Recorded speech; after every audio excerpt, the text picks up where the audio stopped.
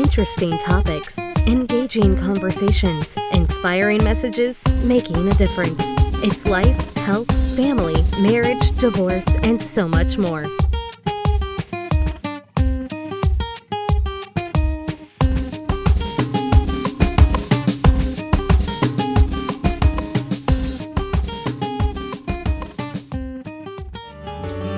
Heart of a Woman. Welcome once more to Heart of a Woman. I am Shorn Des Vignes Daniel, your host for this program. And this program is going to be a little different. We are at the beautiful Lowlands Lifeline Church in Lowlands, Tobago. And we have a beautiful audience with us. And we also have 4 wonderful people as members of our panel. This program, we will be discussing the topic, are women lowering their standards to secure a husband? That's an interesting topic. And we also live on Facebook. Yeah. Yes, so guys, you can join and give us your opinion on what do you think about the topic we'll be discussing. And again, the topic is, are women lowering their standards to secure a husband? Let me introduce the panel to you. We have on my left, Reverend Lauren Green, the host pastor of Lowlands Lifeline, Reverend Zelia DeGans, and this young lady, I need to get her name correct, Dr. Crystal Benjamin. She's a relationship educator and coach, and the young man sitting next to her is Mr. Melvin Benjamin. Welcome to the panel. So glad to have you guys here. Yeah, you can give them a little round of applause. Yeah. Okay, so we're getting straight into it. Now, this is a topic. Crystal, you and I spoke about this topic, and you saw it on Facebook. Yeah, and we were talking about it. But on the post the person they had a woman dumbing down themselves too. Yeah?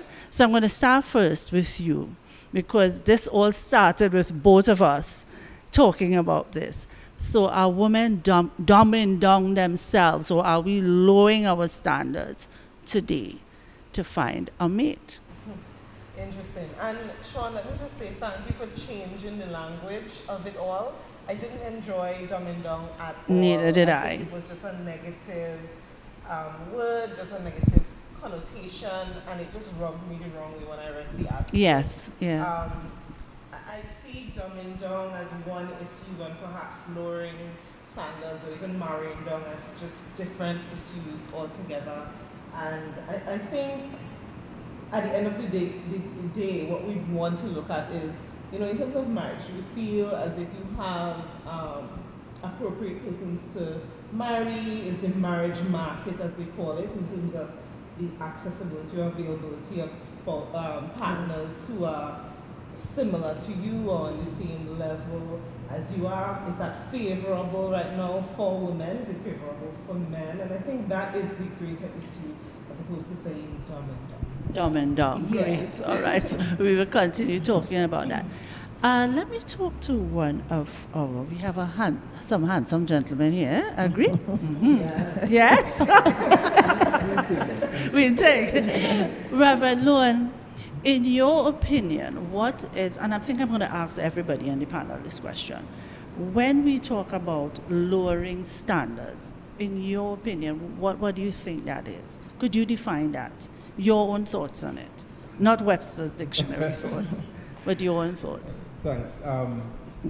The question is, what is considered a standard?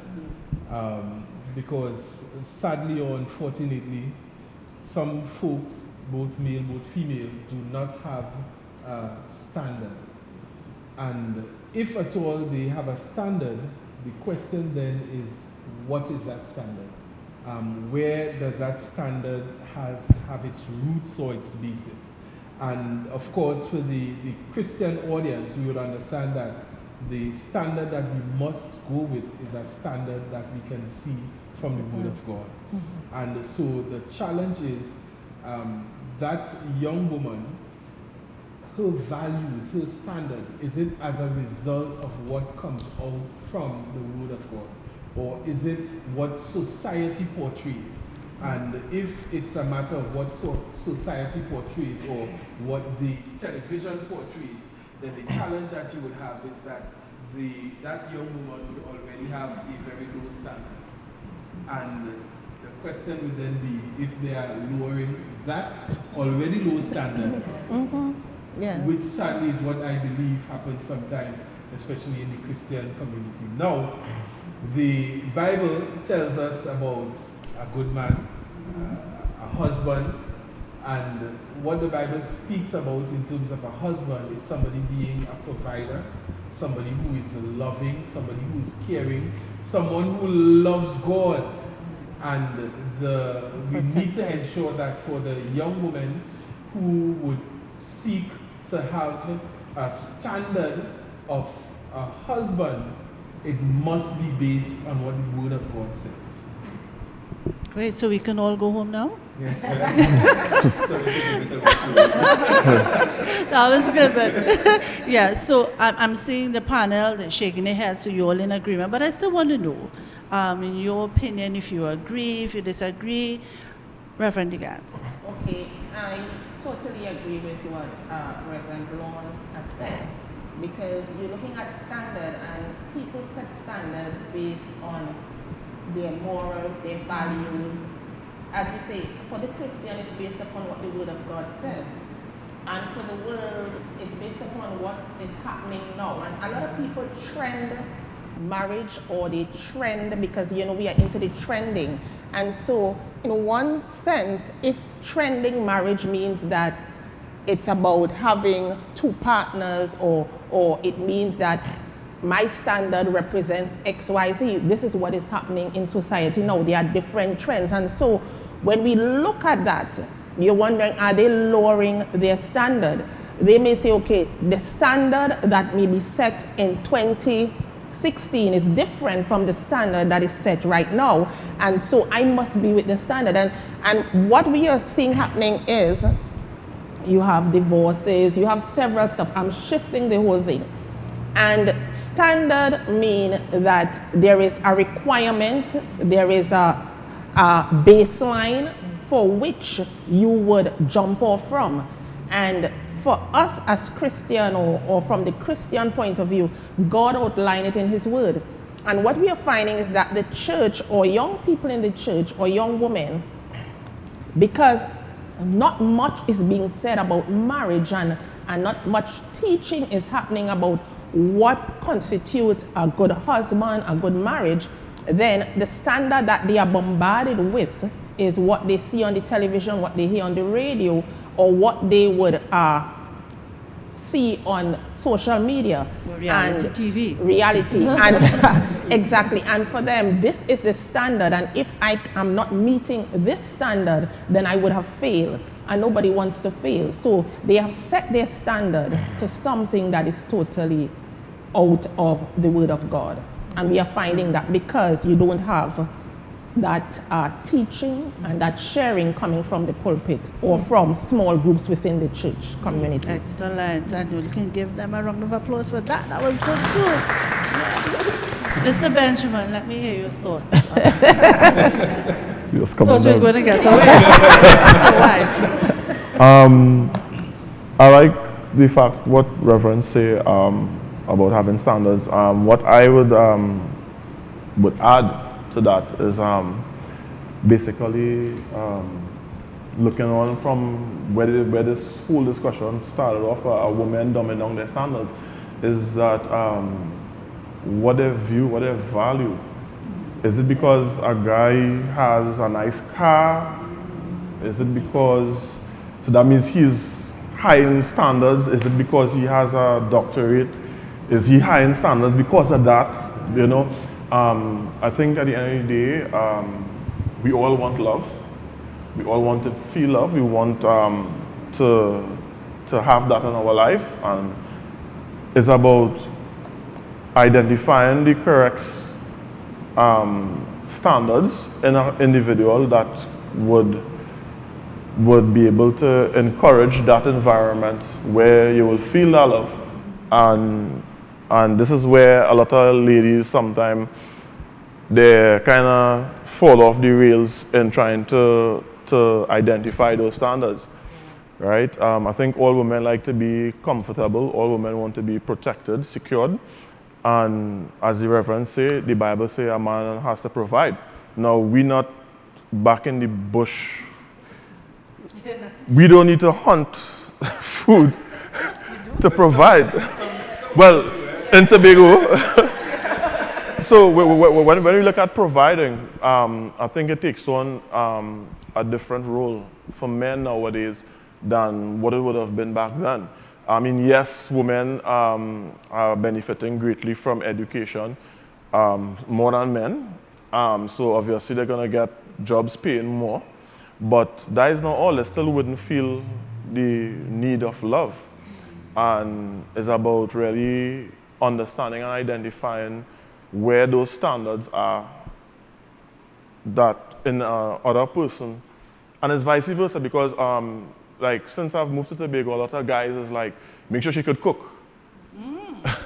So I was like, yeah, okay. So this woman could cook a boss meal, but if I have a date and I feeling emotionally drained, she can't tell me anything to build me back up. Right. Would that be a good wife?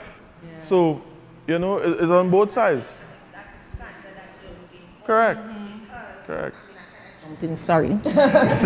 But, you know, people have certain standard that they would set for marriage.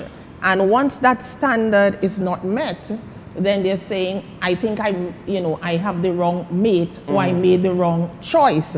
And I like even the part with where you say provision.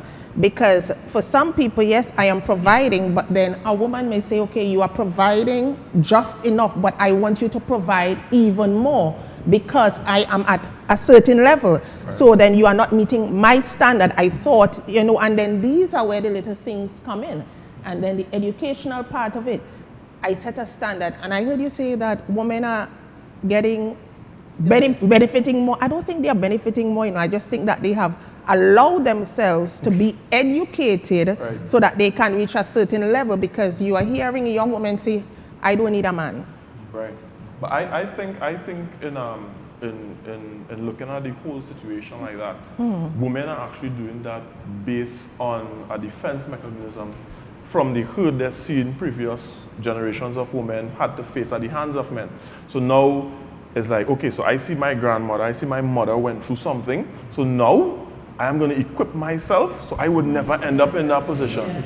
Yeah, right? And I think that's part of the argument, but also women also have a drive for education at this stage, because when you head into the school system is about making it and getting it, and you encourage. And what has been happening, and for me, it has been a negative effect on the young men. I mean, I'm just hitting education. Because a young boy goes to school, and from preschool, what do you see? Female. You go to primary school, and what do you see? Female. And you go to high school, what do you see? Female. Who are the leaders in terms of the principal? Female. So who is there to push them to say, okay, you need to move to a level where the male is in charge? Most times it's the female, so that causes them to look at it's only women reaching a certain level. Right. And that's why in terms of standard, in terms of education. We have a few minutes before we go to break, but I wanted to jump on something you said. You said that no longer are we in the bush and we don't have to hunt. But I try to remember that, because my husband always says something, men are hunters. He always says that. He tells my daughters that. I think what he means is that men still want to provide. Yes. No, of course. They want to know that they can provide, even if, and the reality is, I don't know if you guys would agree with me, that most wives are making more money than husbands, yeah? But there's something that when you hear some men say, well, she's making more money than me, and they feel less than. What would you say to a guy? And this is quickly, this is for the men. I'm getting the wrap-up sign, so we'll come back with that question, yeah? So what would you say to a guy, your wife is making more money than you, how do you deal with that? Guys, so we're going to a quick break and we'll be right back. Heart of a Woman